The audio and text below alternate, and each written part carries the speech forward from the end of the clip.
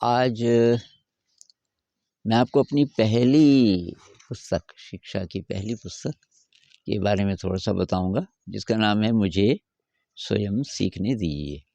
तो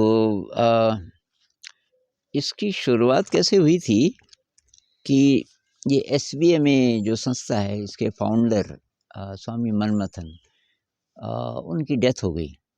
उनकी डेथ के बाद आश्रम ने एक शिक्षा का कोर्स रखा, लगभग बीएड जैसा ही, कि 1.5 साल का एक शिक्षा का कोर्स होगा और मुझे उसकी ज़िम्मेदारी दी गई कि आप इस कोर्स को चलाएँगे, आप लोगों को बुलाएँगे पूरे भारत से और ये इसका फिर बाद में हम एक सर्टिफिकेट देंगे जितने लोग हैं। तो 12 कैंडिडेट्स आए और तो मेरा काम तो ये था पता करना। मैंने पता किया हमारे देश में कौन-कौन से हैं ऐसे लोग जो यहाँ आ सकते हैं, शिक्षाविद टाइप के। लोगों ने डेट्स दी, लेकिन उसके बाद क्या हुआ, उत्तरकाशी में भूकंप आया। उत्तरकाशी में ये बात कब की होगी, 91 या 92 की बात है। और वो भूकंप जो आया तो सब लोगों का ध्यान तो वहाँ चला गया। जिन-जिन लोगों ने बोला था हम आएँगे, जवाब भी नहीं दिया कि हम नहीं आएँगे, और वो नेचुरल भी था क्योंकि इतनी बड़ी ट्रेजेडी हो गई। अब कहाँ ये कोर्स छोटा-सा टीचिंग का। लेकिन अब मैं क्या करूँ, ये 12 लोग थे जिनमें से 3 लड़के थे और 9 लड़कियाँ थी। ये बीए वगैरह करके आए थे और अब मैंने संस्था के हेड उस समय जो थे सिरिल रेफियल, उनको बोला अब मैं क्या करूं। उन्होंने कहा अब तो जाने कर कुछ भी। तो मैंने संगीत सिखाना शुरू कर दिया। सरगम से एक हारमोनियम मिला मुझे और संगीत से शुरुआत पर मैंने कहा ये संगीत कब तक चलेगा। फिर मेरे दिमाग में बात आई, तो मैंने क्या किया कि उन सबको उत्तरकाशी भेज दिया। मैंने कहा भूकंप आया हुआ है, तुम 12 हो, अलग अलग जगह जाओगे, एक कैंडिडेट एक जगह, लड़का है चाहे लड़की है, और कुछ करके दिखाओ सेवा का काम। और उन लोगों ने असाधारण काम किया। करीब 1 महीना वो वहाँ रहे और असाधारण, और वो मुझे बताते जाते थे यहाँ ऐसी स्थिति है, इतने लोग मरे, इतने जानवर मरे, जानवरों की या इंसानों की भी डेड बॉडी 6 दिन पहले का मरा हुआ सड़ गया थोड़ा-थोड़ा, इत्यादि इत्यादि। तो उसके बाद वो वापस आए जब, तो मैं समझ गया ये मुझे ही कुछ करना पड़ेगा।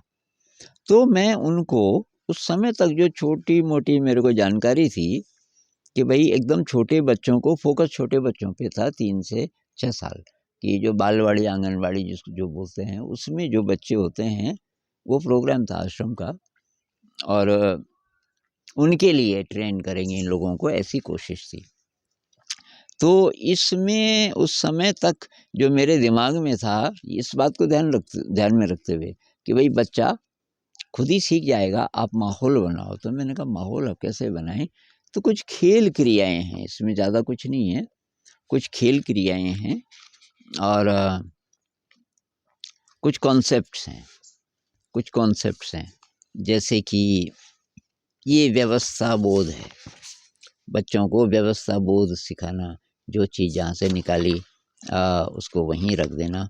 लेकिन इसमें और भी चीज़ें हैं व्यवस्था बोध में, जैसे अलग-अलग ग्रुप्स में चीज़ों को बाँटना, वो भी एक प्रकार की व्यवस्था है।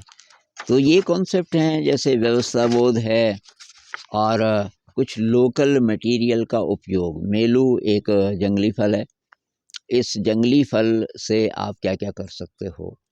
तो ये भी था कि इनएक्सपेंसिव है, आपको कुछ खरीदना ना पड़े। यहाँ तो वातावरण में एक से एक चीज़ें हैं। वर्गीकरण एक कॉन्सेप्ट था, अलग-अलग वर्गों में जब हम बाँटते हैं चीज़ों को, तो छोटा बच्चा उसको कर सकता है। वर्गीकरण गणना है, ये गिनने की शुरुआत है। ये कैलेंडर एक एक्टिविटी का नाम है। एकाग्रता को कैसे विकसित करें, किसी मटेरियल का उपयोग कैसे करें, जैसे पानी है, पानी का उपयोग कैसे करें। जन्मदिन मनाएँ बच्चों का, जन्मदिन जब मनाएँगे तो उसमें लिखाई-पढ़ाई की चीज़ें भी आएँगी। आप डेट लिखोगे, उस बच्चे का नाम लिखोगे, उसके बारे में कुछ लिखोगे। तो ये कुछ-कुछ शुरुआत थी। इस किताब का जो मुख्य योगदान मेरी ज़िंदगी में रहा, वो ये कि एक तो इसको अप्रिशिएट बहुत किया गया।